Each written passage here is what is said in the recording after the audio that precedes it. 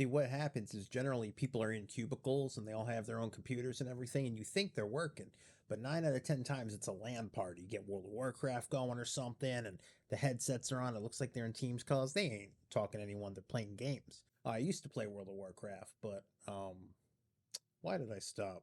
I think I still pay for it. Maybe I should play again. Steve Weiner here from GetRubix.com. And on today's episode of the podcast, our guest is no one.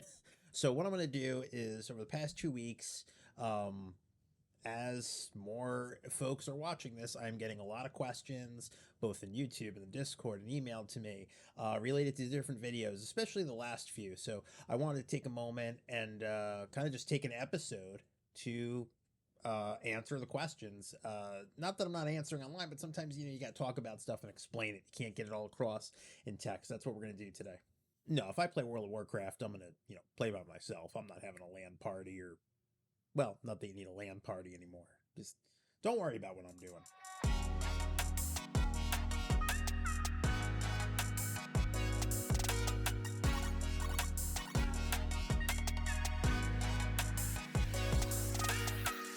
Okay, so what I'm going to do is I'm actually going to talk about the questions I got as they pertain to each video, and we'll go from there. So this video where I talked about the Autopilot emergency, a lot of reactions were, well, hold on, is this really an emergency? And you're blowing out of proportion. I would have thought the picture of the taco and Pop-Tart wearing a fire hat would have lended to the satire, but maybe I'm not as funny as I think. First question I got is this really a problem, and how big of a problem is it? So obviously doing autopilot with the offline JSON has always been an option, but like with most things, the more a product is used and the more devices that are being enrolled in autopilot, you're going to uncover more issues. So I think now, as more people are moving to modern management, yes, it really is a problem, because when you go through the process of putting the JSON in and sideloading it, if you will be able to get a personally owned device, joined into Intune and part of the environment. From a security perspective, you may end up with a compliant device that shouldn't be compliant in the first place. Now, a lot of schools of thought there. Obviously, it's going to get security policy and restrictions and things, but it's not a device. It doesn't belong there. What's an alternative if we want to deploy existing machines or rebuild existing machines and onboard them to autopilot? Well, the alternative is to use something like a silent autopilot registration through the graph. You can very easily create a PowerShell script, use an app registration in secret to make a post call and put the device up there. In this video, I covered the DeployIntune tool. Basically how it came about is after Andrew Taylor was on the podcast, we spoke about the tool. He had me take a look at it, try a demo, and I was, pretty impressed with it. So one of the questions I got asked was, is this a free tool or is it a paid tool? How much is it? And it didn't even cross my mind as I was making the video, but in all fairness, there is a cost associated with it. The best thing to do based on the organization you have is to reach out to the link in the video. Right to the tool has a homepage, and you can get all that information there. Just like with anything, right? I try to leave price out of it a lot of the time, because you don't want to talk to me about money and financial matters. Is Deploy Intune all you need to deploy your Intune tenant? Well, no. It's a great starting point. The best way to look at it is typically when folks are setting up an Azure environment for the first time, right? A consultant or a partner will generally help them build a landing zone, right? Best practices, groups, hierarchy, roles and permissions, and kind of just a great way to start with a foundation. I look at this as the same way, right? Every organization is going to have their own specific, policies and, applications that need to be packaged to be deployed. But this is a great way to start, and it's a great way to make sure you're starting with best practices. So I see a lot of value in that to kind of kickstart, your deployment. How to migrate group policies to Intune. I was actually surprised it took me so long to do this because I talk about it so much. The biggest question I got here is, Should I migrate or not? It depends, like everything else, and that's like the worst answer you can get from any like SME or consultant, especially in the Microsoft world. It comes down to how you look at it, right? So I think the video kind of covered not just how to do it, but what my approach would be.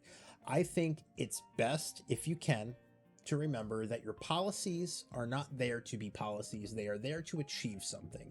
They are there for restrictions, to allow something, to enable something.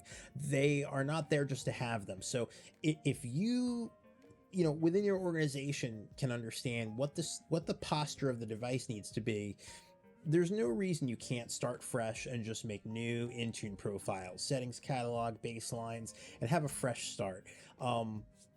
And then, use the analytics as something to kind of measure against. Like, am I covering all these things? And then, of course, yes, there are going to be instances where some of the policies are either there's too many of them, or you want to make sure you capture a certain group. And then, yes, you can migrate them. So the answer is somewhere in between. I think it's all about approach. Where should I be setting all these settings, right? The group policy settings might end up being in settings catalog, templates, administrative templates, endpoint policy, baselines.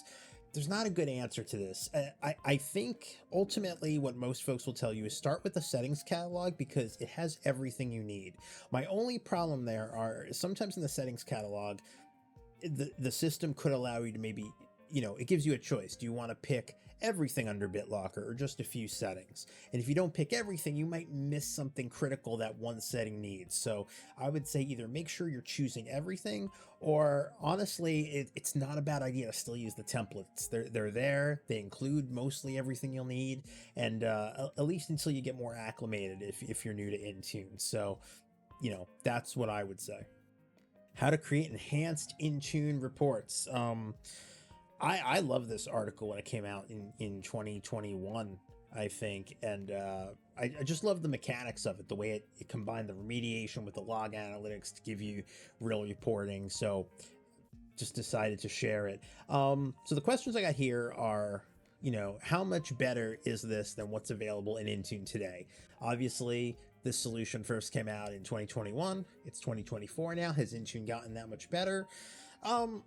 I think Intune is missing this level of detail at a holistic level.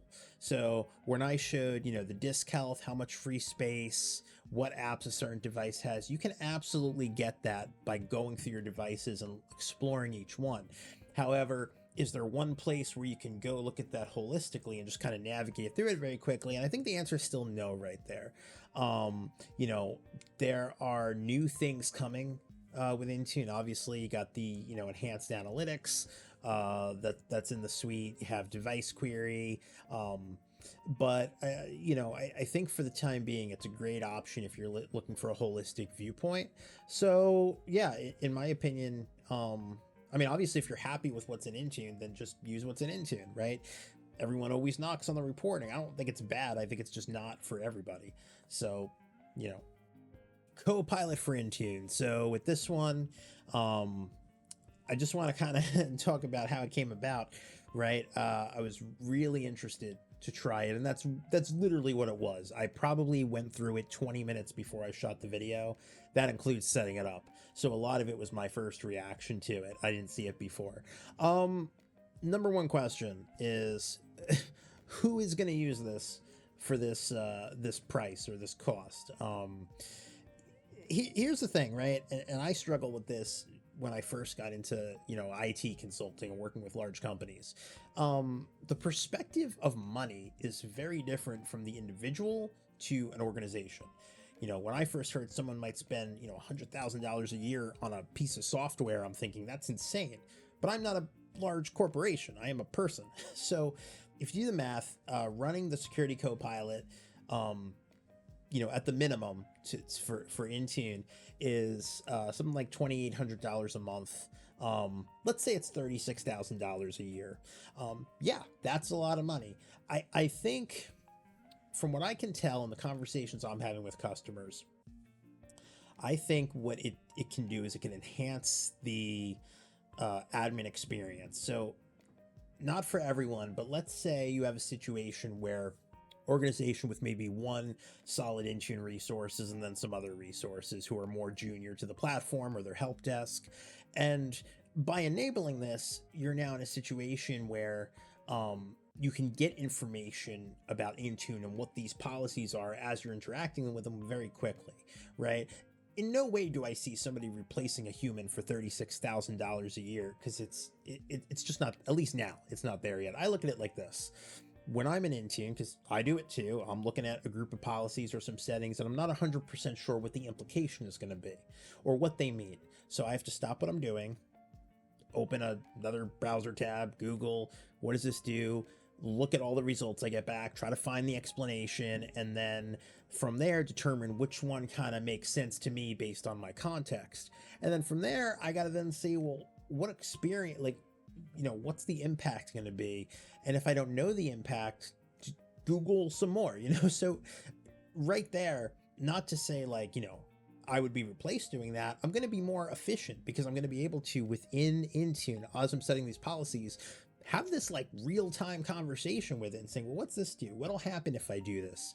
You know, and that was really interesting to me. Again, is it worth it? I always get this question. Is it worth it? It's not about, is it worth it? It's about, you know, what kind of experiences is it going to enable? Who is this going to be, you know, good for? And I think it's new, right? It's brand new. So I think only time will tell, right? I can't afford to keep it running as just, you know, somebody who has their own Intune lab. So it's not something I see myself using. But again, I work with a lot of organizations and, I can imagine them getting some value out of it. It's one of those things we're going to have to watch to see where it goes and just determine if it's kind of look forward to the potential. It'll be really cool to see what it does. My thing is, it'd be awesome one day to log in and just ask it, yo, give me a summary of my whole Intune environment. So it'll be cool. It'll be a cool thing to watch. Finally, what do you have coming next? I get this question a lot. So I'm going to break this down into 3 areas. The first thing is the migration solution. The latest is v6.2, where we made some enhancements, just kind of quality of life things, better function structure, for capturing data. I'm so glad people are using it. I've been getting great feedback from the Discord community through, you know, YouTube and people reaching out. So I'm just glad people are using it, and I'm going to continue to refine it. 2 features that I definitely like to, you know, start showcasing more. One is, you know, we had John Tolles on. I'm working with him as, you know, him being a VMware expert as well as, you know, a Microsoft guru. We are working together to get that out there. The version where we can cleanly migrate a PC from Windows Workspace 1 to Intune within the same tenant. And the other one would be more of a focus on the domain to cloud migration, going from domain and hybrid join to pure cloud native. So those are 2 areas I like to look at there. As far as what's coming in the videos, we've been doing this cloud native series. I have a playlist. If you've been following it, the 2 pieces I want to show, one is Windows Hello for Business. I think it'd be really important to start showing that, and how to really build it from the ground up. It's a lot easier now with things like Cloud Trust, but there's still some things I think it would be helpful to walk through. So I would like to do a few videos on Hello for Business and, you know, what that looks like. Now, the other one is I still get asked about NDES and SCEP. I had in fact, it's still up there. If you were to Google Intune NDES or Intune SCEP, you're going to find my 4-part series I did back in 2021, I think. You know, which ultimately is why I like the cloud PKI, because it takes all that away. But I think it might be interesting for 2 reasons. One, now that I'm making these videos, having a video where I'm walking through building the NDES server, you know, the SCEP profiles, the connector, just show the whole thing so there's a reference for it. And also so folks can understand the difference, right? In one, we're going to go ahead and build servers and stuff and set the whole thing up and troubleshoot it and make it work. And on the other hand, with Intune Cloud PKI, just, you know, flip a switch on after we get a license. So these are some things I have coming soon.